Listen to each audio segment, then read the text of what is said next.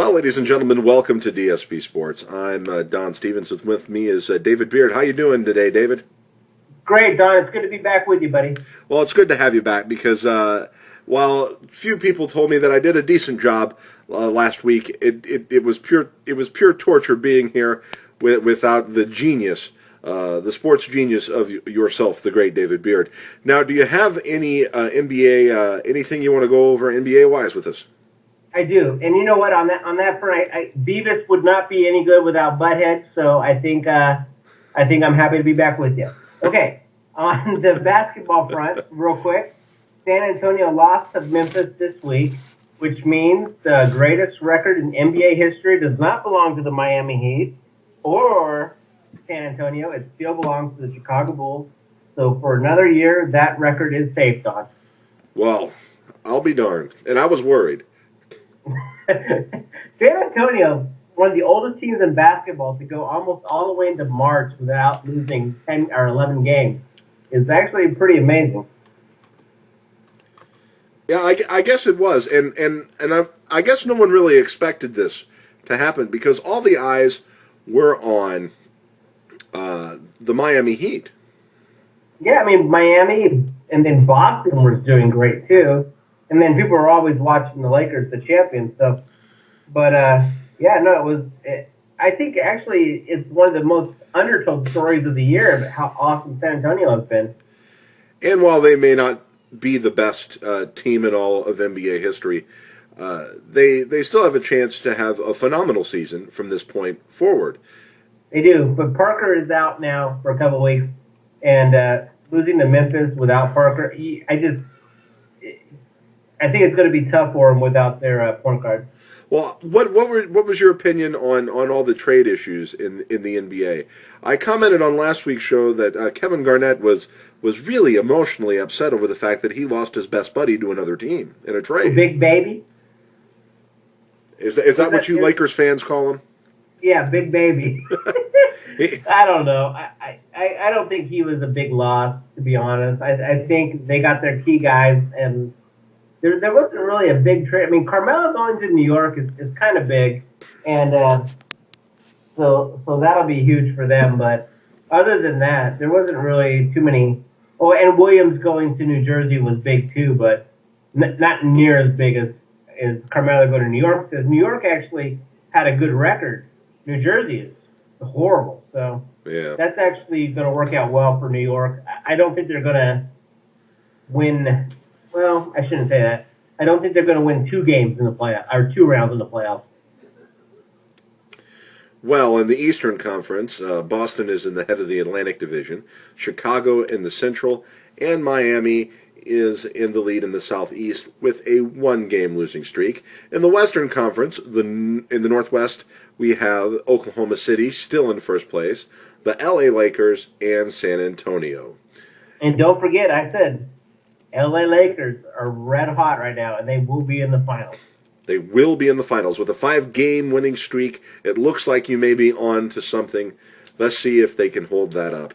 Well, that was the NBA first place ticker, so that won't be on the type on this show, so don't look for it, but I will have the NHL one. NASCAR, Dave. NASCAR is coming up, and a lot of our fans love NASCAR. Absolutely, man. You and I both did great last week, Don. That's right. When it comes to the DSP Cup, we tied. I said that Jimmy Johnson, Casey Kane, Kurt Busch, Tony Stewart, and Jeff Gordon would be in the top 10. They were in the top 10, as well as Dale Earnhardt Jr. were in the top 10. And you said Jimmy Johnson, Kyle Busch, Ryan Newman, Tony Stewart, and Dale Jr.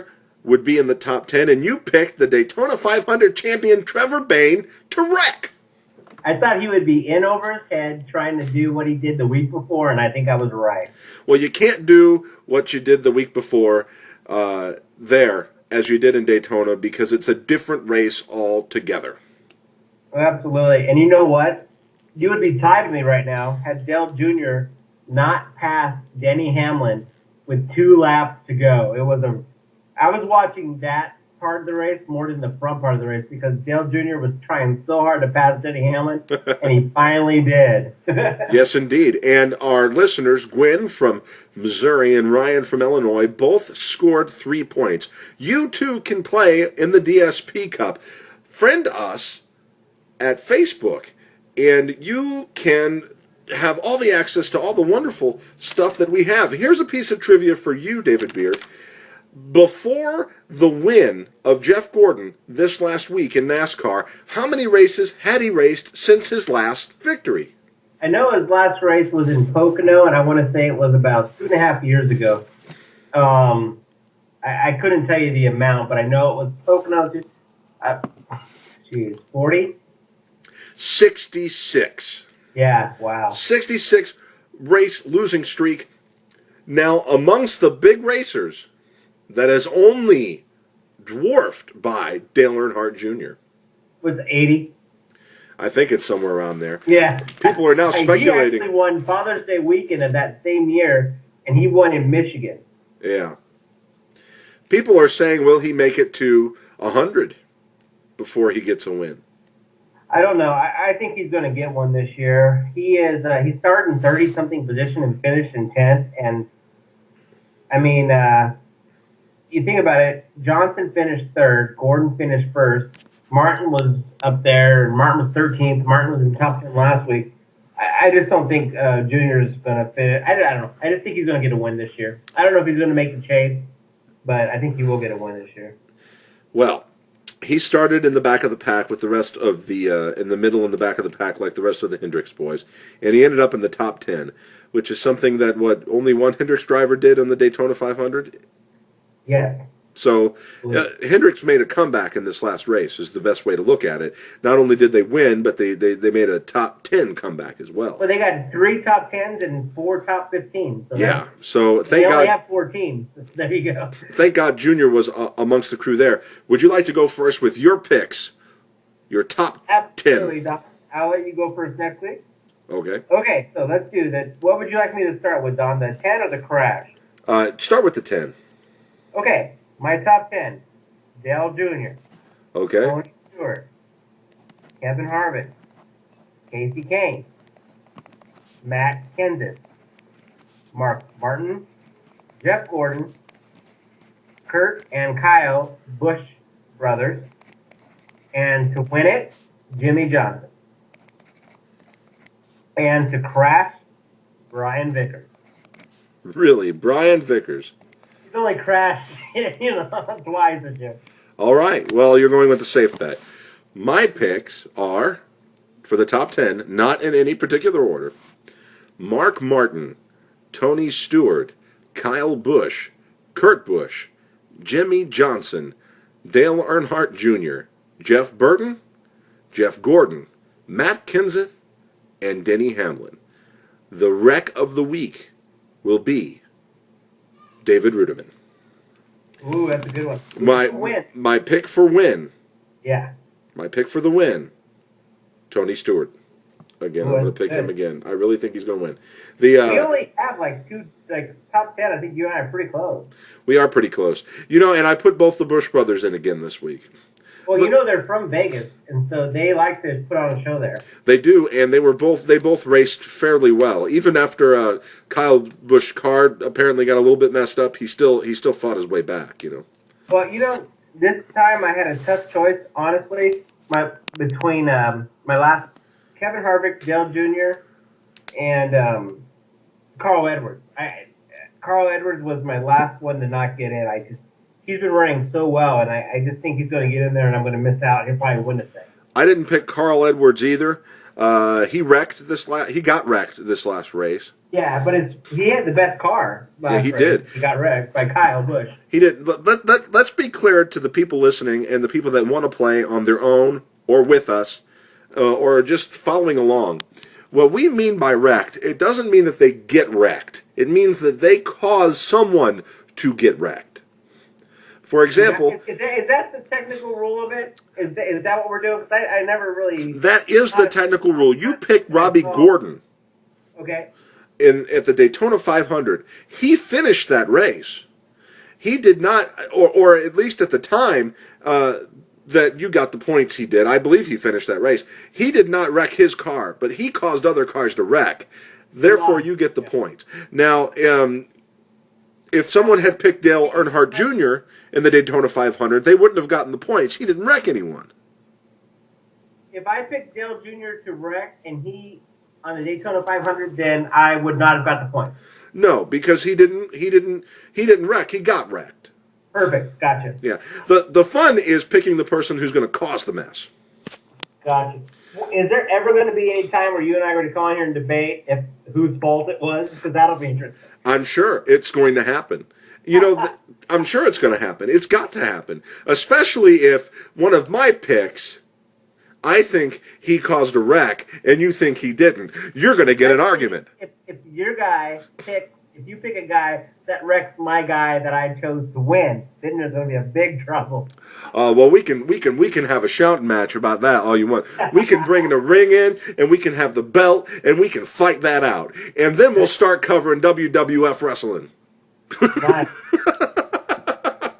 Now, I think this race is going to be a fun race because all the races so far this year have been a fun race, and I want it to keep continuing on. Hey, you know what? And you put a post up on Facebook, and I think you were right.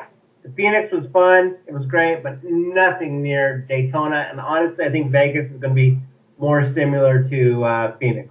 You're right, because there's just not that two-car train excitement going on and the swapping. That was awesome. I don't care what you say. What are we going to do next week when NASCAR takes the bye week, Don? Geez, we might have to actually talk about hockey. We're going to talk about hockey, and I'm excited. I'm going to do my research, and we're going to have a good show. We're going to have a great show about hockey. And maybe we could talk a little bit about the lockout that got extended today to talk. So there you go. Rush Limbaugh has predicted, and he is. I know a lot of people are like, "Oh no, not politics." I'm not talking about Rush Limbaugh's politics here. Rush Limbaugh is a sports fan. He is a football fan, almost above all else. And he thinks that the NFL is not going to lose big money, and the show will go on. He says no important games will be lost. Let me tell you, I thought for the last year it's gonna be a big old holdout and a mess, but what they did today by extending it one day, I think it's a good sign. And so, for the first time in the year, over the last year, I actually am encouraged that maybe they can get something done. Maybe the lockout will go all the way through the preseason, and no one will get injured in the preseason, and all the football games will matter this year. Well, that's the thing it's like the one thing I don't like is the commissioner wants 18 games, and right now they've played 20, including the 4 preseason games. Well, they get paid for those games. It doesn't matter their coaches aren't putting them in. So I think it's fine to play 18 games and 2 preseason games because they're getting paid for that schedule. Yes. So they should just play. Maybe so. A lot of people want all the preseason games to be eliminated. Yeah, well, scrimmages probably can do enough, to be honest. Hey, ladies and gentlemen, one final announcement out there. Robert Pujols for the St. Louis Cardinals is still not signed a contract. My toilet still flushes. Hey, wait, Don. Who's Robert Pujols? He's Albert Pujols' brother. Oh, okay, my bad. This isn't the first time that's happened, David. Back in the day when I drove a truck, I would say, hey... Like, oh my God, if Robert Pujols hasn't signed, what's going to happen if I find out Albert hasn't signed? I meant Albert Pujols. I'm not taking that out. We're going to air that, and that will be the clip that we play to make fun of me whenever it's time to make fun of me. My point is that the man, Albert, hasn't signed, and St. Louis, the toilet's still flush. People can still go to the top of the arch, and Busch Stadium still has nothing going on inside of it because... And Wainwright has Tommy John surgery, so chaos. I think it's going to be a banner year for Albert. I said it on the last episode. He is fighting for if he doesn't sign before the season, then his entire season is going to be a tryout. For anyone and everyone, he's going to have to play his best. Yep, you're right, Don. Well, ladies and gentlemen, this has been DSP Sports. I'm Don Stevens, and with me has been... The great David Beard. I'm glad you're modest. This... Hey, Don? Yes. And it is great to be back with you, buddy. Man, it's great to have you back, and I'm glad everything has worked out. This is DSP Sports. See you next week.